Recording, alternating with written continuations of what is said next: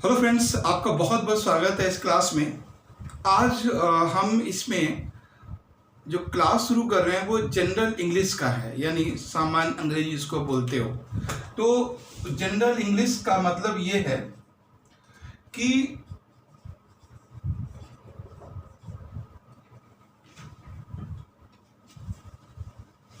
ये इंग्लिश ऐसा कोई एग्ज़ाम नहीं है जो कॉम्पिटिटिव एग्ज़ाम जहाँ पर आता नहीं है। ठीक है, तो हर एग्ज़ाम के लिए है और हमारा फोकस ये है कि ग्रामर को ले, यानी हम स्टार्ट करें ग्रामर से और इसको हम कम्युनिकेशन तक ले जाएं। ठीक है, जनरल इंग्लिश का मतलब है कि इंग्लिश ना हम लोग तीन तरह पे, खासकर दो तरह से लोग पढ़ते हैं। एक तो पढ़ते हैं कॉम्पिटिटिव एग्ज़ाम के लिए, जैसे एसएससी है, बैंकिंग पीओ है, और यूपीएससी में भी जो मेंस का पेपर है उसमें एक क्वालिफाई पेपर होता है। ठीक है, 300 नंबर का। अगर आप मेंस में यूपीएससी में अगर वो पास नहीं करोगे तो बाकी कॉपी चेक नहीं होती। तो सिर्फ जो ये इंग्लिश है केवल वनडे एग्ज़ाम के लिए नहीं है, ये आपके यूपीएससी के लिए और यूपी पीसीएस के प्रीलिम्स के एग्ज़ाम के लिए भी बहुत इम्पोर्टेंट है।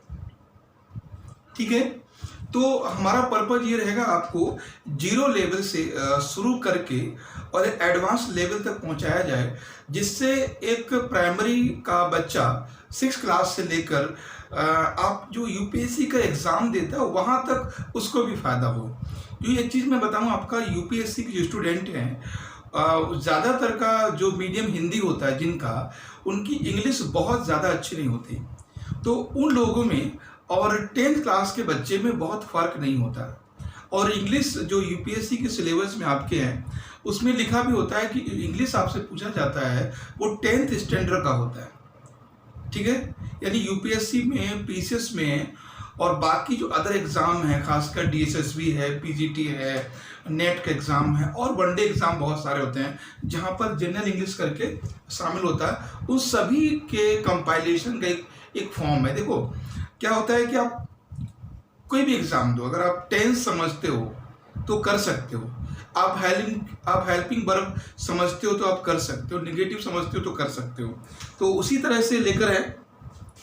तो इंग्लिश में काफ़ी कुछ सोच विचार करने के बाद कि इंग्लिश में क्या पहले शुरू किया जाए। देखो इंग्लिश में दो चीज़ें होती हैं, एक तो होता है टेंस और दूसरा होता है पार्ट स्पीच।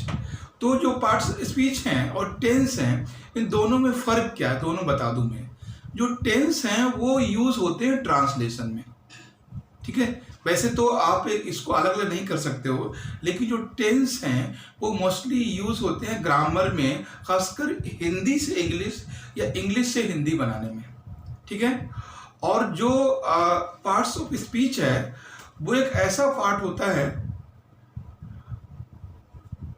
जहाँ पर आप ग्रामर को सीखते हो, जैसे noun, pronoun, verb, adverb. Mostly लोग क्या होते हैं ना कि नाउन से शुरू करते हैं, है ना। मुझे लगता है कि ये जो हमारा क्लास है वो सिर्फ कॉम्पिटिटिव एग्ज़ाम के लिए नहीं है, जो बच्चे स्कूल के हैं उनके लिए भी हेल्प करेगा। इसलिए हमने ये हमने प्लान किया है कि हम इसको टेंस से शुरू करेंगे, टेंस से। ठीक है, हम इसको टेंस से शुरू करेंगे। देखो एक चीज इंग्लिश में बहुत जरूरी है, वो है आपकी वोकैब। ये वोकैब मतलब शब्द भंडार, है ना। जब हम लोग पढ़ते थे स्कूल लाइफ में तब भी ये चीज बोलते थे हमारे टीचर लोग भी कि vocab is the oil of English. जब तक आपके पास वोकैब नहीं है, जब तक आपके पास मीनिंग नहीं, इसको हम लोग बचपन में बोलते थे मीनिंग, जैसे एलिफेंट, हाथी इंग्लिश एलिफेंट है, तो इसको वोकैब कहते हैं। तो वोकैब आपका जितना ज़्यादा स्ट्रॉन्ग होगा, जो लोग स्कूल लेवल पे बच्चे पढ़ रहे हैं उनके लिए हमारी एडवाइस ये है कि कम से कम डेली अगर आप 10 वोकैब, है ना, 10 मीनिंग भी याद करोगे तो वो बहुत अच्छा रहेगा। 10 का मतलब है एक महीने में 300 हो गई। तो डेली आपको, जो बच्चे स्कूल में हैं, किसी भी लेवल पे हैं, अगर आपकी इंग्लिश कमज़ोर है तो 10 वोकैब आप डेली आपको याद करना है। और वोकैब वो नहीं याद करना है जो आपको डिक्शनरी में ढूंढ के नहीं, आपको वोकैब वो याद करना है जो डेली यूज़ में है। और डेली यूज में कौन, जैसे आप अगर आप कंप्यूटर का एग्जाम दे रहे हैं, जो अगर आप कंप्यूटर हैं लाइक एसएससी के हैं या यूपीएससी के हैं, तो आपको जो द हिंदू में जो इंग्लिश आती है उसके आपको वोकैब को याद करना है। तो पहला तो होमवर्क मेरी तरफ से यही है कि डेली आप लोग 10 वोकैब याद कीजिए। और याद करने का तरीका होता क्या है कि अक्सर मैंने स्टूडेंट को देखा है कि सर जब भी याद करते हैं भूल जाते हैं। तो जब भी आप वोकैब याद कीजिए उसको किसी सेंटेंस में यूज करके याद कीजिए, आपको देर तक याद रहेगा, हमेशा याद रहेगा।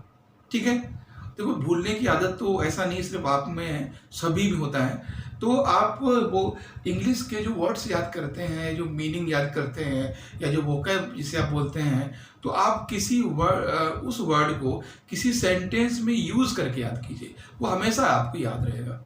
ठीक है, तो टेंस की अगर बात करें, अभी तक हमने 2 बातें बताई हैं। पहला ये कि वोकैब ज़रूरी है और क्यों ज़रूरी, उसके बिना काम नहीं चलेगा। और दूसरी बात, आपको 10 वोकैब डेली याद करनी है।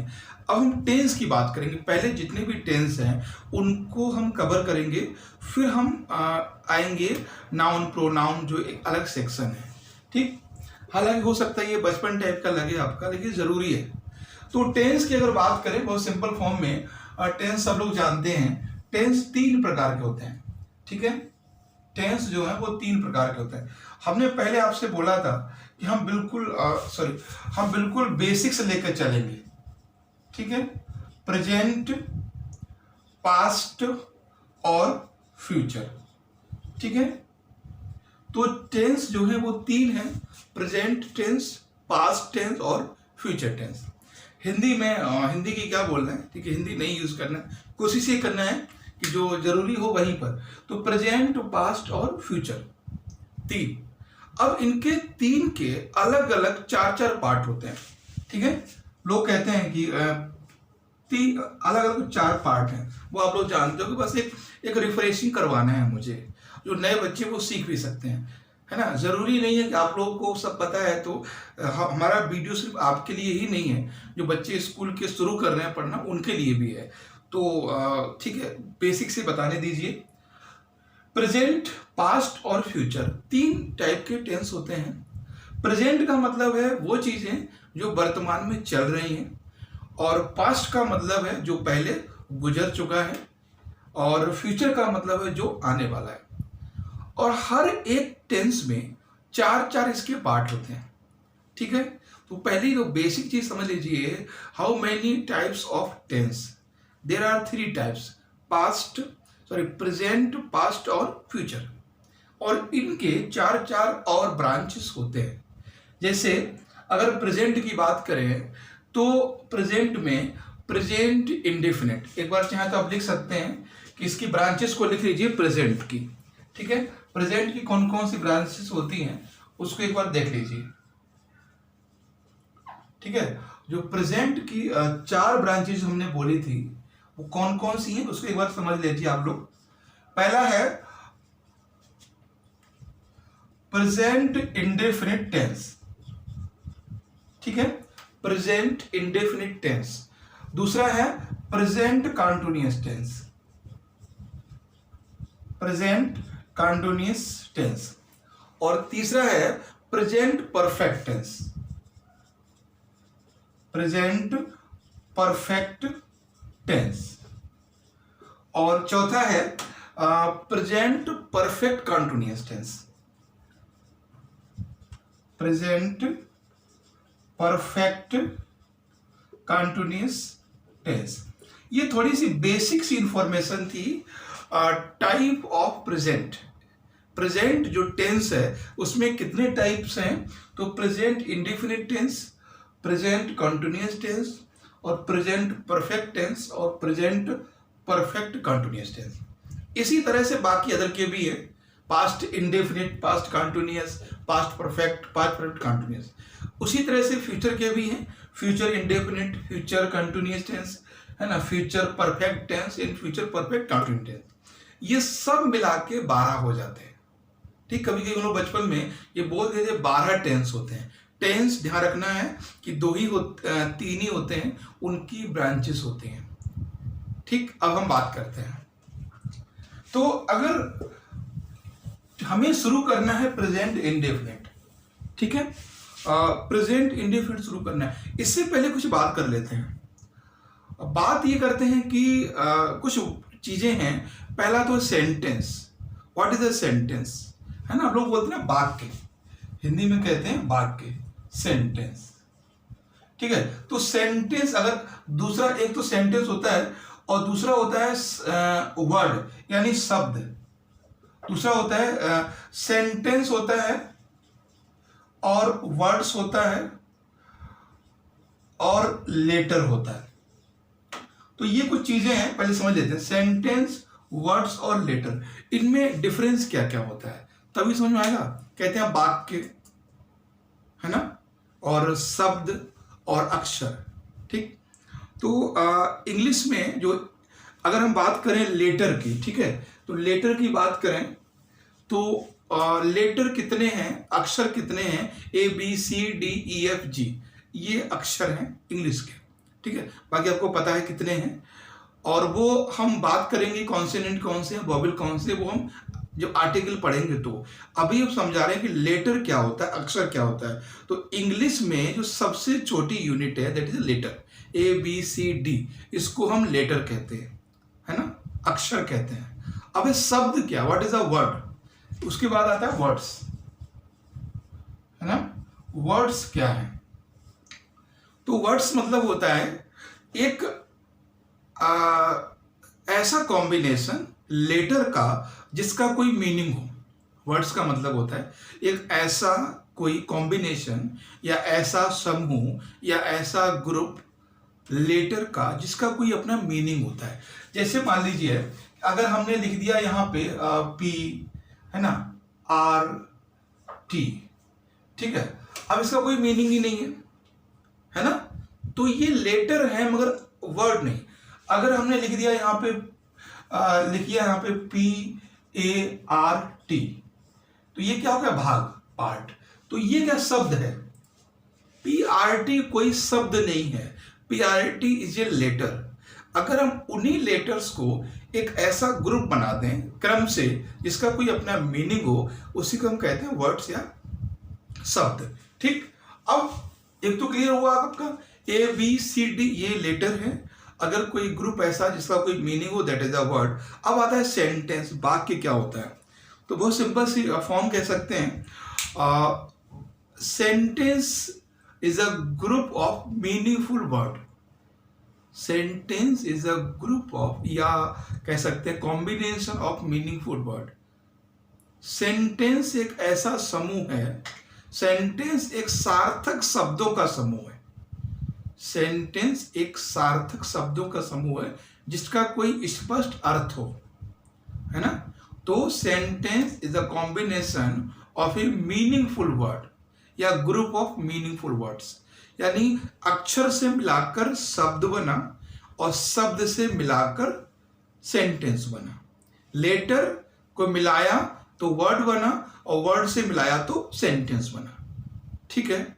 ये बहुत चीजें हैं, बाकी चीजें हम अदर चीजों में समझेंगे। बस सिंपल हम ये समझाना चाह रहे थे कि what is the sentence, sentence क्या होता है, ठीक। अब सेंटेंस प्रेजेंट पढ़ने से पहले हमें यह भी समझना होता है कि सेंटेंस होते कितने प्रकार के नॉर्मली, ठीक है। सेंटेंस कितने टाइप के होते हैं, तो अगर जैसे मान लीजिए अगर हमने कहा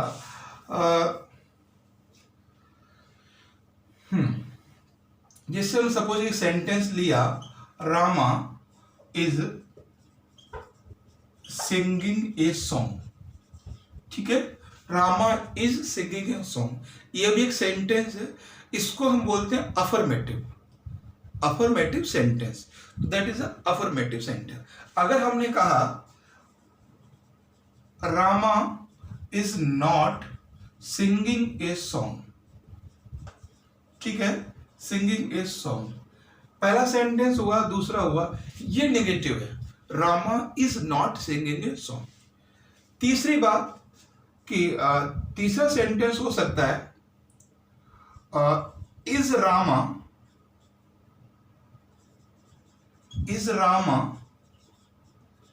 सिंगिंग ए सॉन्ग, ठीक है, is Rama singing a song, ये तीसरा टाइप का हो सकता है सेंटेंस। उसके चौथा टाइप ये है कि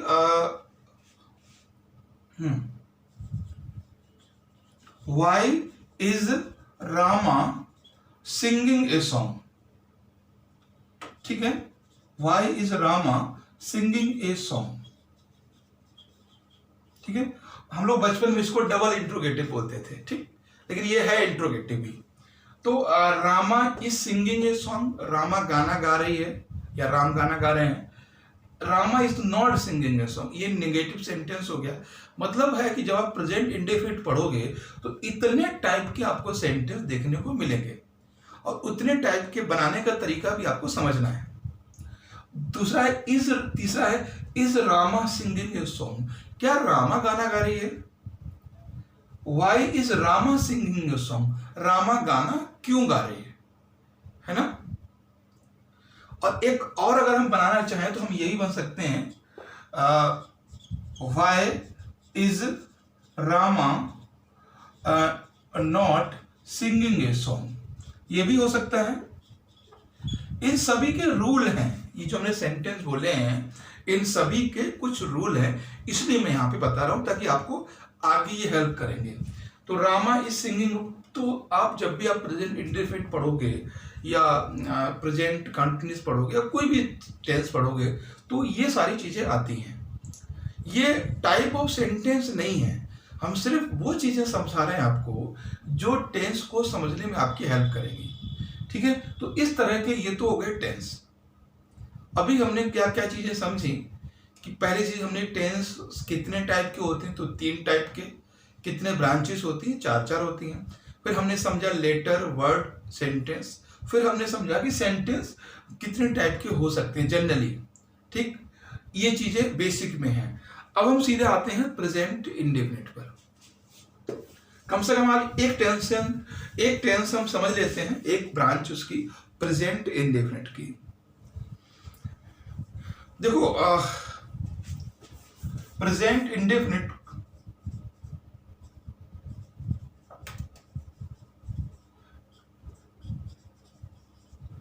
वर्तमान काल, इसको हिंदी में जो भी बोलते हैं, प्रेजेंट इंडेफिनिट को वर्तमान काल जो भी कहते हैं। तो 2 चीजें हैं। हम लोग बचपन में, आप लोगों ने सुना होगा कि बचपन में जब किताब पढ़ते थे, टीचर लोग पढ़ाते थे तो बोलते थे कि जिस वाक्य के अंत में ता है, ती है, ते है, ठीक है। अगर कोई भी ऐसा वाक्य है, कोई भी ऐसा सेंटेंस है जिसके अंत में ता है ना, और ती है और ते हैं, ठीक है, ये शब्द आते हैं वाक्य के अंत में। और अभी हम ये चीजें तो हैं ही, जैसे राम घर जाता है तो क्या लिखोगे आप, है ही वो तो, है ना, राम घर जाता है। तो ऐसे सेंटेंस जिनके लास्ट में ता है, ती है, ते हैं आदि शब्द आते हैं। और दूसरा जब बड़े लेवल पे थोड़ा हम पहुंचते हैं, जब हम कंपटीशन में पहुंचते हैं, जब हम इस लेवल पे पहुंचते हैं जहां हम खड़े हैं हम लोग, तो वहां हम कहते हैं कि वो काम जो प्रेजेंट में हो रहे हैं, है ना, ऐसे काम जो प्रेजेंट में हो रहे हैं, प्रेजेंट में, ठीक है, उनको हम प्रेजेंट इंडेफिनिट में कहते हैं।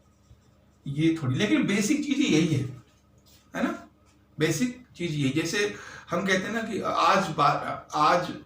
आज मौसम गर्म है ना, या आज मौसम ठंडा है, तो ये भी प्रेजेंट है ना, इट इज कोल्ड या इट इज हॉट टुडे, तो वो भी प्रेजेंट है।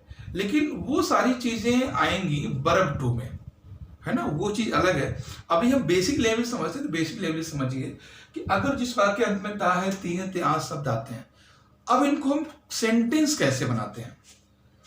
ये तो हो गया इसकी पहचान, ठीक है, हम कैसे इसको पहचानेंगे किसी भी सेंटेंस को। अब दूसरा चीज है इसके नियम क्या है, व्हाट इज द रूल।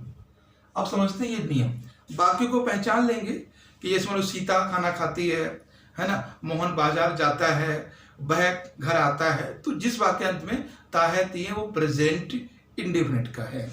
अब नियम क्या है, नियम ये है कि यदि वाक्य अफर्मेटिव है, क्या है, यदि वाक्य या सेंटेंस अफर्मेटिव यानी सकारात्मक है, ठीक है। यदि वाक्य अफर्मेटिव है, बात समझना, अफर्मेटिव मतलब है जिसमें ना तो क्या, कहाँ, क्यों, कब, कैसे नहीं लगता है। जैसे Rama is singing a song, तो इसमें ना तो निगेटिव था और न ही इंट्रोगेटिव था। तो अगर कोई वाक्य सकारात्मक है तो उसके साथ क्या हुआ, तो एक वचन यानी सिंगुलर, ठीक है, एक वचन में क्या होगा, हेल्पिंग जो वर्ब होगी, एक वचन में वर्ब के साथ एस या एस जोड़ देते हैं। किसके साथ, वर्ब के साथ, ठीक है, वर्ब के साथ एस या एस जोड़ते हैं। बात समझना, यदि सिंगुलर है तो और अफर्मेटिव है तो एस या एस जोड़ देंगे, ठीक है, देंगे। यदि प्लूरल है यानी यदि बहुवचन है, मेरी बात समझना, यदि बहुवचन है तो एस या ईएस नहीं जोड़ेंगे। और सिंपल सा सेंटेंस है कि अगर हम कोई बहुवचन सेंटेंस है यानी बहुत सारे हैं, तो नॉर्मली हम लोग क्या करते हैं कि एक वचन में हम क्या कहते हैं, सिंगुलर में कौन कौन आता है, सिंगुलर में जो आते हैं, ठीक है, जो एक वचन है उसको समझ लीजिए मोस्टली हम क्या कहते हैं, सिंगुलर में कहते हैं हम ही, सी, इट, यही तो मानते हैं। और जो भी नाम होते हैं, नाम, जितने भी नाम हैं, जैसे मोहन, सोहन, सीता, राम, जो भी नाम है वो सारे के सारे सिंगुलर में आ जाएंगे, जितने भी नाम हैं, ठीक, सारे के सारे। जैसे नाम दिल्ली है, तो दिल्ली क्या एक है ना, रोहन है, रोहन एक है, तो पहले ही, सी, इट, ये सारे के सारे सिंगुलर हैं। और जितने भी नाम है, मतलब एक आदमी है, जैसे मान लीजिए है बॉय, तो सिंगुलर तो है, ठीक है, तो ये है सिंगुलर। और जितने नाम हैं, और बहुवचन कौन से हैं, प्लूरल कौन से हैं, प्लूरल में हम देखेंगे आई, वी, यू और दे। आगे चल के हम देखते हैं कि आई को सिंगुलर वर्ड यूज करते हैं, लेकिन वो कंडीशन आगे अलग दिखती है, ठीक है, वो हम बात करेंगे। तो आई, वी, यू, दे, और उसके बाद जो भी सब्जेक्ट बहुवचन है, जैसे मान लीजिए है कि गर्ल्स है ना, ऐसा आ गया। अगर है बॉयज, ठीक है, और मान लीजिए कोई भी है, प्लेयर्स है, तो जहां पर एस लगा होता है वो बहुवचन होता है। तो इतनी बात समझ गए कि यदि वाक्य सकारात्मक है तो एक वचन में क्रिया के साथ, हेल्पिंग वर्ब के साथ एस या एस लगेगा। अगर बहुवचन है तो एस या एस नहीं लगेगा। फिर हमने बात की कि एक वचन क्या है और बहुवचन क्या है। तो जितने भी नाम है वो सारे के सारे एक वचन है, और उसके बाद आप समझ ही जाओगे कि एक इंसान है कि दो इंसान है ना। जैसे फीमेल है ना, फीमेल एक है, फीमेल्स बहुवचन हो गया, ठीक। डॉक्टर या डॉक्टर्स है ना, डॉग या डॉग्स, तो वो चीज आप समझ गए। उसके बाद अब हम देखते हैं कैसे सेंटेंस बनते हैं। जैसे मान लीजिए हम इसी के अगर हम बात करेंगे, जैसे मान लीजिए हमने लिखा था कि सीमा पत्र लिखती है, ठीक है, यही सिंपल सा सेंटेंस है, सीमा पत्र लिखती है ना। तो एक चीज ध्यान रखना है कि जब भी सेंटेंस बनता है, जब भी हम बनाते हैं अफर्मेटिव, तो हम पहले लेते हैं सब्जेक्ट को, ठीक है, और फिर हम अगर हेल्पिंग वर्ब है तो हेल्पिंग वर्ब, नहीं तो वर्ब, ठीक है। वर्ब यहां पे हेल्पिंग हम साइलेंट रखेंगे। पहले हम जैसे मान लीजिए इज है तो इज हेल्पिंग वर्ब है, अगर नहीं है तो वर्ब। उसके बाद हम ऑब्जेक्ट रखते हैं, ठीक है, बाकी चीजें उसके बाद रखते हैं। तो पहला है सब्जेक्ट, वर्ब या हेल्पिंग वर्ब, उसके बाद ऑब्जेक्ट। तो ऑब्जेक्ट का मतलब है सब्जेक्ट तो आप जान गए कि कौन लिखता है, तो सीमा लिखती है, सीमा। फिर क्या वर्ब क्या है, राइट, है ना, राइट। अब राइट में एस या एस जोड़ देंगे, नहीं जोड़ेंगे। राइट में एस या एस जोड़ेंगे क्योंकि ये सिंगुलर है, सीमा बहुवचन है, इसलिए अ लेटर। ठीक है, ये चीज हो गया। सीमा एक पत्र लिखती है, तो सीमा राइट्स ए लेटर। अगर मान लीजिए होगा यहां पर कि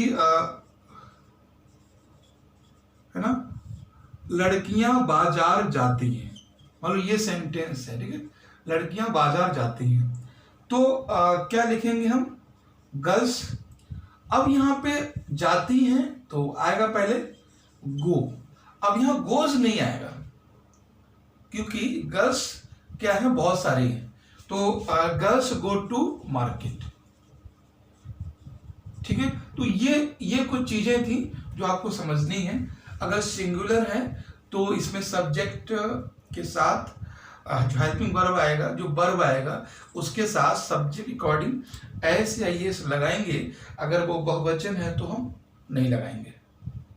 तो ये तो थे सिंगल अफर्मेटिव सेंटेंस में। ठीक, इसके बहुत सारे सेंटेंस बन सकते हैं। आप लोग क्या कीजिए कि जो आपकी कोई बुक्स होती है वो आप लोग लिखिए, उसमें बहुत सारे कुछ आपको सेंटेंस मिल जाएंगे।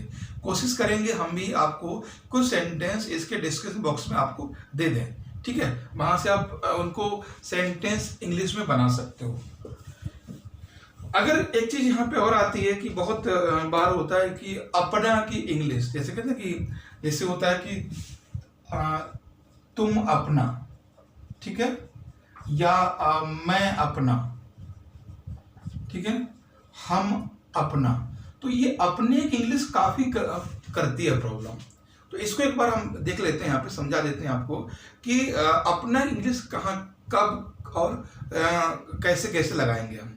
ठीक है, तो अगर मान लीजिए अपना की बात कर रहे हैं क्योंकि मैं अपना काम करता हूं, तुम अपना काम करते हो, वो अपना काम करते हैं, हम अपना काम करते हैं, तो अपना की इंग्लिश अलग अलग होती है। वो कैसे होती है वो समझिए। अगर मान लीजिए सब्जेक्ट, अब देखिए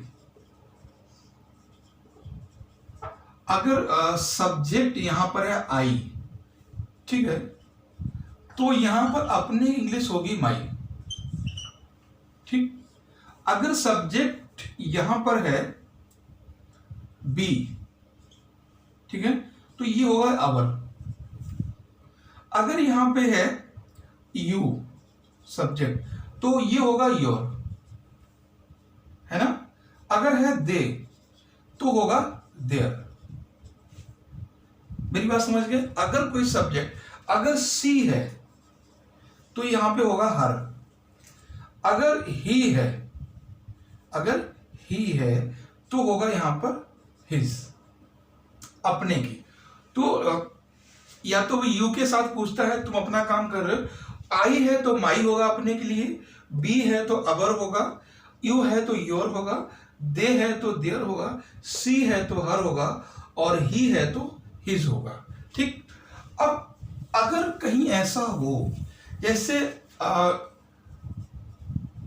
name of male, name of male, अगर वो सिंगुलर है, नेम ऑफ मेल है और वो सिंगुलर है, जैसे मान लीजिए है मोहन है, ठीक है, सीता है ना, कृष्णा है।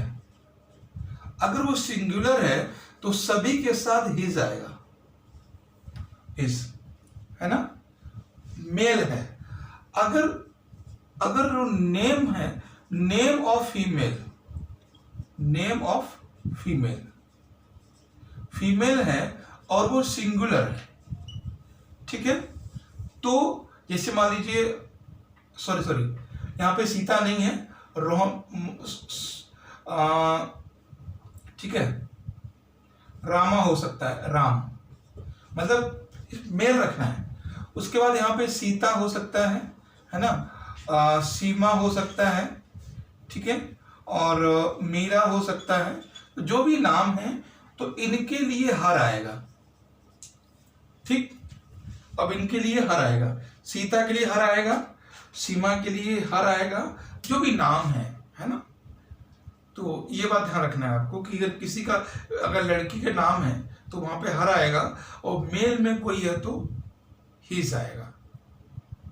अगर मेल और फीमेल दोनों हैं और वो प्लूरल है, जैसे मान लीजिए है कि गर्ल्स अपना काम कर रही है या बॉयज अपना काम कर रहे हैं, तो वहां मेल फीमेल नहीं है, सीधे सीधे यहाँ पर सीधे सीधे अगर यहाँ और यहां तक दिख रहा है, ये अगर मेल हो या फीमेल हो, प्लूरल हो, जैसे बॉयज है, ठीक है, गर्ल्स है ना, डॉक्टर्स हैं, इनके लिए अगर हमें लगाना हो तो देयर लगाएंगे हमेशा। ठीक है, अपने के लिए हम देयर लगाएंगे। तो ये है, तो चाहे वो बॉयज हों, गर्ल्स हों, डॉक्टर्स हों, नर्सेस हों, है ना, टीचर्स हों, जो भी हों, है ना, तो दोनों के लिए हम देयर लगाएंगे। वहां पर हिज और हर का कॉन्सेप्ट नहीं है। हिज और हर का कॉन्सेप्ट सिर्फ और सिर्फ ये सिंगुलर में है। ठीक है, अपनी इंग्लिश बहुत ज्यादा प्रॉब्लम करती है, और किसी अगर हो जो आपको लगता हो, मुझे लगता है इसमें तो आ गई होगी सारी इंग्लिश, है ना।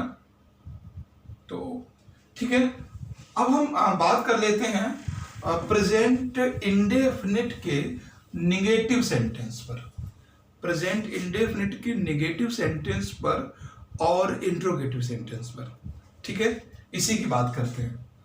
अगर कोई सेंटेंस निगेटिव है, ठीक है, निगेटिव है या इंट्रोगेटिव है, ठीक है, या इंट्रोगेटिव है यानी प्रश्नवाचक है, निगेटिव है, इंट्रोगेटिव, तब हम क्या करेंगे, तब हमें समझना है वो सेंटेंस प्रेजेंट इंडेफिनिट का होना चाहिए।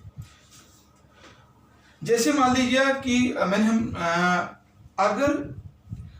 अगर सिंगुलर है, अगर एक वचन है, ठीक है, अगर नेगेटिव है और एक वचन है, तो इसके साथ जो हेल्पिंग वर्ब आएगी वो आएगी डज।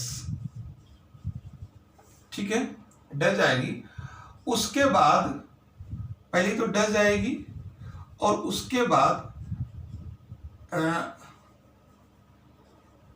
एस या ईएस का प्रयोग नहीं करेंगे। ठीक है, अगर एक वचन है तो डज हेल्पिंग वर्ब आएगी निगेटिव में, डज नॉट, डू नॉट। ठीक है, तो हम फिर उसका हेल्पिंग वर्ब में एस या ईएस का यूज नहीं करेंगे। अगर बहुवचन है, प्लूरल है, अगर बहुवचन है, ठीक है, अगर बहुवचन है तो यहां पे डू आएगा। ठीक है, और वहां तो वैसे ही डू या डज नहीं होती है। तो अब सेंटेंस देख लेते हैं हम कैसे। जैसे है मोहन अपना काम करता है, काम नहीं करता है। ठीक है, मोहन अपना काम नहीं करता है, ये सेंटेंस है ना। दूसरा है कि लड़कियां, ठीक है, अपनी किताब नहीं पढ़ती हैं। ठीक है, नहीं पढ़ती हैं, तो ये है। अब ये दोनों निगेटिव हैं, दोनों ही प्रेजेंट हैं। अब इसको समझना है। अगर हम बात करेंगे मोहन अपना, तो अगर इस सेंटेंस को हम बनाते हैं तो मोहन सिंगुलर है। आपने क्या बोला, अगर सिंगुलर है तो डज आएगा, नॉट तो है ही है, डज नॉट। ठीक है, काम करता है, अब काम की जगह पर डू आना चाहिए था, डज होता, लेकिन वहां पर एस या एस नहीं लगेगी। अपना work, do not do, do माने करना होता है। अब यहां पे अपनी की इंग्लिश क्या आएगी, do not do his work. ठीक है, मैंने आपकी बताया था आपको, अगर सिंगुलर नेम है तो हिज आएगा। लड़कियां अपनी किताब नहीं पढ़ती हैं, यहां पे देखते हैं तो गर्ल्स डू नॉट, ठीक है, रीड देयर बुक, ठीक है। लड़कियां अपनी किताब नहीं पढ़ती हैं, girls do not read this book, है ना, रीड देयर बुक, क्योंकि यहां पर बहुवचन है, ठीक। ये चीज क्लियर हो रही है कि यहां पे मोहन डज नॉट डू, यहां पर हेल्पिंग सिंगुलर है, लेकिन हमने क्या बोला है, अगर तो यहां पर डज या एस या यस का इस्तेमाल हम नहीं करेंगे, ठीक, नहीं करेंगे। अब बात आती है अब ये चीज है इंट्रोगेटिव में और निगेटिव में दोनों लागू होगी, दोनों में ही लागू होगी, चाहे निगेटिव हो या इंट्रोगेटिव हो। अब इंट्रोगेटिव जो सेंटेंस हैं वो दो तरह के होते हैं, इंट्रोगेटिव सेंटेंस हैं वो दो तरह के होते हैं, दोनों तरह के आपको हम बना के दिखा देते हैं वो कैसे आपको बनाने होते हैं, कहीं भी हो, ठीक है। दो तरह, इसको आप नोट कर सकते हैं, ठीक है। दो तरह के इंट्रोगेटिव होते हैं, जैसे क्या मोहन अपना पत्र लिखता है, ऐसे करके कर सकते हैं सिंपल सा फॉर्म में, क्या मोहन अपना पत्र लिखता है, ये चीज है, ये निगेटिव है। दूसरा है मोहन अपना पत्र क्यों लिखता है, ठीक है। एक तो ये हो सकता है, तो एक तो इंट्रोगेटिव वो होता है जहां पर इंट्रोगेटिव वर्ड पहले आता है, ठीक है। एक इंट्रोगेटिव वो होता है जो इंट्रोगेटिव वर्ड बीच में आते हैं। अब ये इंट्रोगेटिव वर्ड भी सुन लीजिए होते कौन कौन से, एक बार देख सकते हैं कि प्रश्नवाचक शब्द कौन कौन से होते हैं, वो लिख लीजिए कहीं बाद वाचक, हाँ, प्रश्नवाचक शब्द इंट्रोगेटिव वर्ड कौन कौन से होते हैं, व्हाट, वाई, हिंदी में करेंगे, हिंदी में आपको समझते हैं, क्या, कहां, क्यों, कब और कैसे और कौन, ये सारे के सारे जो वर्ड हैं वो इंट्रोगेटिव वर्ड है, ठीक है। इनको कहते हैं प्रश्नवाचक शब्द, what, where, why, when, how, who, ये सारे के सारे इंट्रोगेटिव वर्ड है। एक वो होता है क्वेश्चन जहां पहले आता है, अगर पहले आता है, मेरी बात समझना ध्यान से, अगर पहले इंट्रोगेटिव वर्ड आ गया तो उसकी इंग्लिश हम नहीं लगाते हैं, इसको चाहे नोट कर सकते हैं, अगर पहले इंट्रोगेटिव वर्ड आ गया, पहले प्रश्नवाचक आ गया, तो हम इसकी इंग्लिश नहीं लगाएंगे, इसके जगह पर उसकी हम हेल्पिंग वर्ब लगाएंगे, वो जिसका भी सेंटेंस है, जिस टेंस का है, जरूरी नहीं प्रेजेंट में लागू होता है, किसी में भी होता है। तो इसकी जगह पर हम देखेंगे ये प्रेजेंट इंडेफिनिट का है, हमने देखा डू या डज, अगर सिंगुलर है तो डज आएगा, बहुवचन है तो डू आएगा, तो यहां पे डज आएगा, ठीक है। Does Mohan write his letter, हो गया, है ना। यहां पे राइट्स नहीं आएगा क्योंकि यहां पर ये है राइट्स हिज लेटर। अब ये क्वेश्चन मार्क का ध्यान रखना बहुत ज्यादा, यही गलत हो जाएगा। तो जब क्वेश्चन वर्ड पहले आता है तो उसकी हम इंग्लिश नहीं लगाते हैं, उसकी जगह पर उस सेंटेंस के टेंस की सब्जेक्ट के अकॉर्डिंग हेल्पिंग वर्ब लगाते हैं, ठीक, ये तो हो गया। अगर दूसरी बात आती है, अगर क्वेश्चन वर्ड बीच में होता है, कहीं भी हो, इनमें से कोई भी शब्द, तो सबसे पहले हम उसकी इंग्लिश लगाते हैं वाई, ठीक है।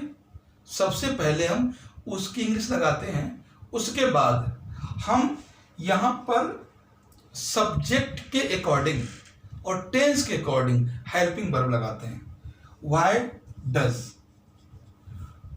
फिर हम सब्जेक्ट लगाते हैं मोहन और राइट हिज लेटर, इस तरह से है, ठीक।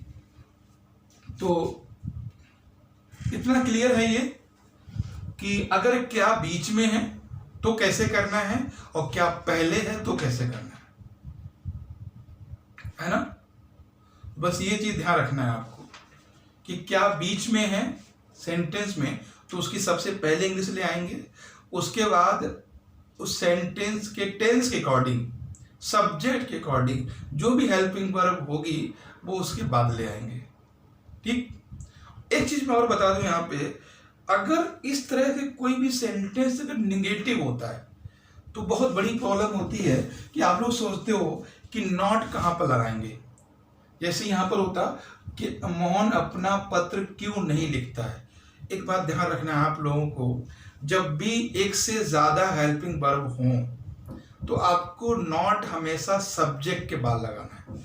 अगर इसी सेंटेंस में लिखना तो कैसे लिखेंगे आप इसी सेंटेंस को, है ना, क्यों नहीं लिखता। अगर यही सेंटेंस होता क्यों नहीं लिखता है, तो मैं एक बार बता दूं आपको, तो वो ये होगा कि व्हाई डज मोहन नॉट। ठीक है, बाकी आपको तो पता है, राइट हिज लेटर। ठीक है, बाकी चीजें आपको पता है, राइट हिज लेटर।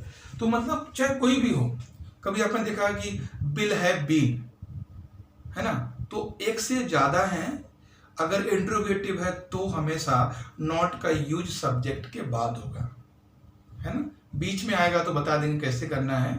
अगर इंट्रोगेटिव में है तो सबसे पहले यहां भी होता तब भी सब्जेक्ट के बाद नोट लगता। डज नॉट नहीं लगा सकते हो, है ना, व्हाई डज नॉट नहीं लगा सकते हो, व्हाई डज मोहन नॉट, ये ग्रामर का नियम है। ठीक। और ये हमारा था प्रेजेंट इंडेफिनिट। इससे रिलेटेड जितने भी सेंटेंस ज्यादा से ज्यादा हो सकते हैं आपको मैं या तो क्वेश्चन फॉर्म में दे दूंगा या फिर जो वीडियो के डिस्क्रिप्शन बॉक्स में है वहां मैं डाल दूंगा। आप लोग उनको सेंटेंस को बनाकर प्रैक्टिस कर सकते हो। ठीक है, तो नेक्स्ट हमारा वीडियो रहेगा वो रहेगा प्रेजेंट कॉन्टिन्यूअस का। Thank you.